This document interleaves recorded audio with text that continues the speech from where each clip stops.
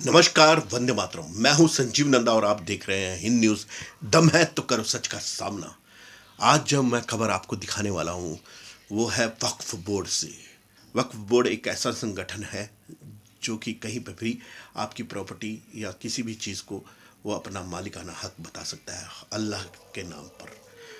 उसी के ही रहनुमा यानी कि मुसलमानों के एक मौलवी, मुल्ला, आप जो भी कह सकते हैं, वो है कोकम मुस्तफ़ा।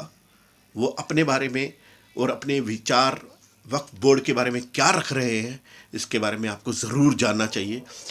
आप देखकर हैरान हो जाएंगे कि वो वक्फ बोर्ड के बारे में क्या बोल रहे हैं। ये आप देखिए मेरे साथ ये रिपोर्ट।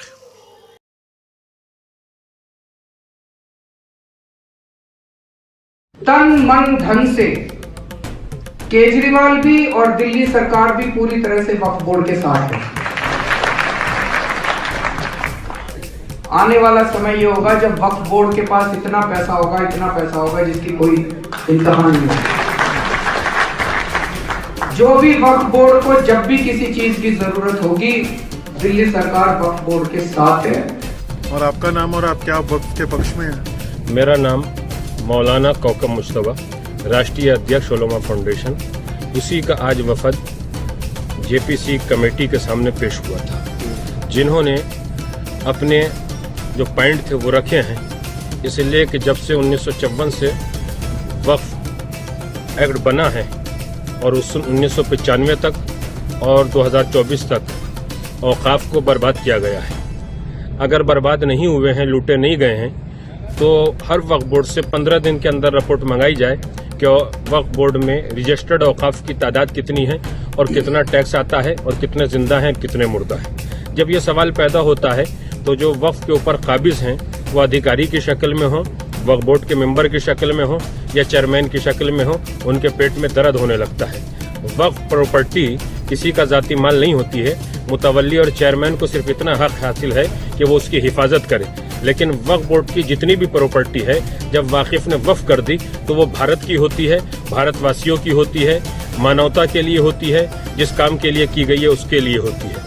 आज मेरी भारत सरकार से गुजारिश है कि जल्दी से जल्दी वक्फ संशोधन बिल 2024 पास किया जाए और जिन लोगों ने वक्फ की जायदादों को बर्बाद किया है, खाया है, लूटा है, उनके खिलाफ तत्काल FIR दर्ज करके उनको सख्त से सख्त सजा दिलाई जाए, ताकि ये सरकार की संपत्ति, कौम और मिल्लत की संपत्ति फिर से कामयाबी और कामरानी की तरफ मिल्लत इंसानियत को बढ़ा सके। मौलाना साहब, आपने सजेशंस क्या क्या दिए हैं आज मीटिंग? मैंने जेपीसी के सामने शिया समुदाय के मसले के ऊपर एक बात ये रखी है कि भारत में 36 सूबों में से 2 सूबों में शिया वक्फ बोर्ड है, बाकी सूबों में शिया वक्फ बोर्ड स्टेट में नहीं है।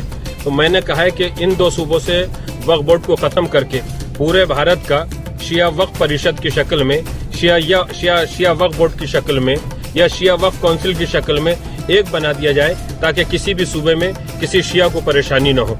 और जब सेंटर में वो वक्फ बोर्ड या वक्फ परिषद या वक्फ काउंसिल बन जाए तो उसमें मेंबर जो भी हों वो इस तरीके के हों कि जो उसकी अहलियत रखते हों। किसी भी आदमी को उठा के उसका मेंबर न बनाया जाए और वो 7 सदस्यों की एक कमेटी हो जो पूरे भारत में औकाफ की हिफाजत करके वहां से उसका टैक्स वसूल करने के बाद जिस काम के लिए मुतवल्ली ने कहा है उसके ऊपर खर्च किया जाए। जो एक बात हमको पता लगी है कि आपने मुतवल्ली को टैक्स भरने की बात को कहा है कि अगर वो टैक्स नहीं भरते तो उनके खिलाफ भी एक्शन लिया जाए। जो मुतवल्ली 1 साल के अंदर जो ऑडिट होता है हिसाब, उस तारीख पे हिसाब करने के बाद टैक्स नहीं जमा करते हैं तो 15 दिन के अंदर उसको हटा दिया जाए और उसके खिलाफ FIR दर्ज हो।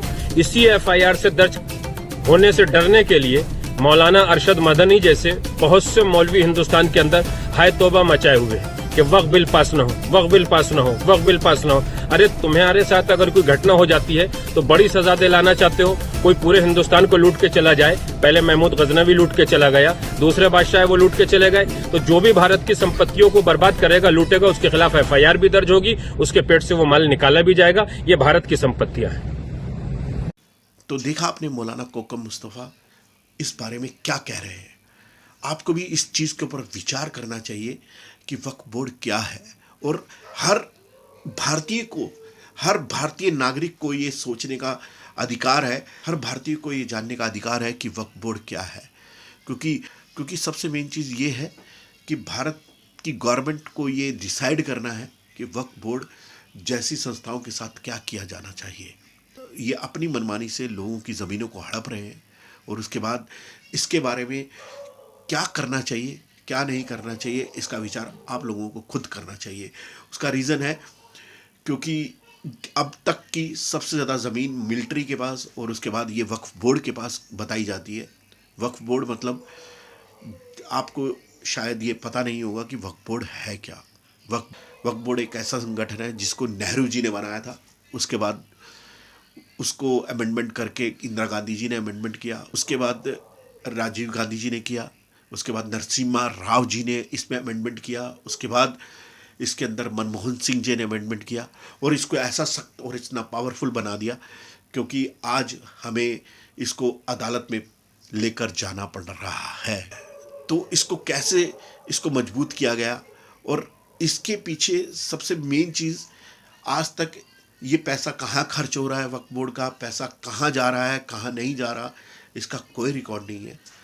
तो ये आपको जानना चाहिए कि वक्फ बोर्ड क्या है क्या नहीं, ताकि आप अपने बारे में और अपने आने वाले भविष्य के बारे में, अपने भारत के भविष्य के बारे में अच्छा सोच सकें। यही मेरा कहना है। तो अगर आपको मेरी ये रिपोर्ट अच्छी लगी हो तो प्लीज़ कमेंट और लाइक कीजिएगा और सब्सक्राइब जरूर कीजिएगा। मैं हूँ संजीव नंदा और आप देख रहे हैं हिंद न्यूज़। दम है तो करो सच का सामना।